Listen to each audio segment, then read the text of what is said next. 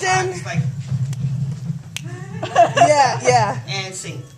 I may or may not use this mic. I'm kind of shouty. Hi, how are y'all? Hi. Good to see everybody, or not so much now because it's dark. My name is Theresa Davis. I am a poet type person. I'm gonna walk around. Can y'all hear me without the mic? Yeah. Awesomeness. I am challenging myself tonight. Woo! Yay! I'm gonna do the hardest poem first. All right. Yeah!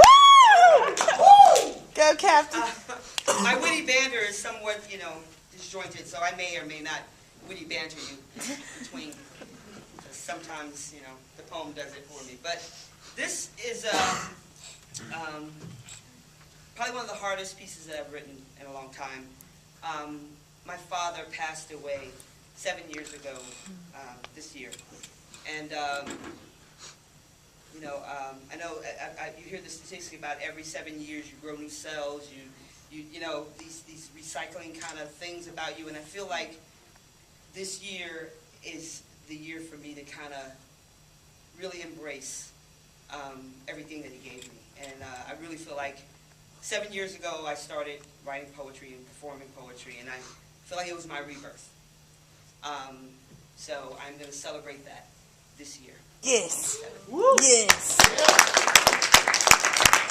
I am often asked why I do what I do, and this is my response. Why do I do this? I have to stop. Consider my answer. I'm not one to walk away from hard questions when asked directly. There was a time when no one asked.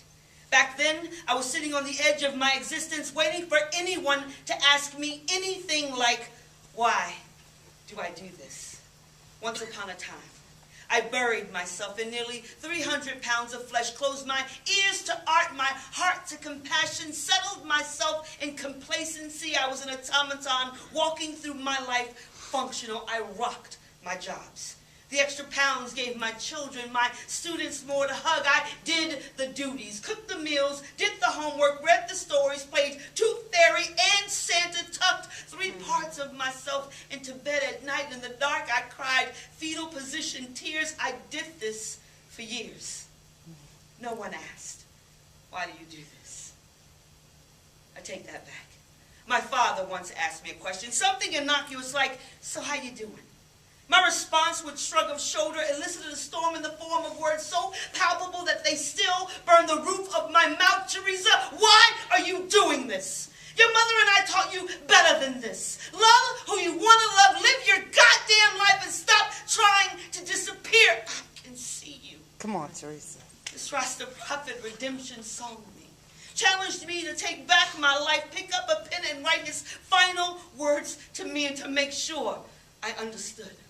A week later, a massive stroke split his brain in 3 parts. 14 grandchildren lost their foothold on the universe. 6 children lost their focus. A mother lost her soulmate. And for penance, for my deliverance, I was forced goddess in the face of losing the one man in my life I knew without a doubt loved me. Teresa, what do we do?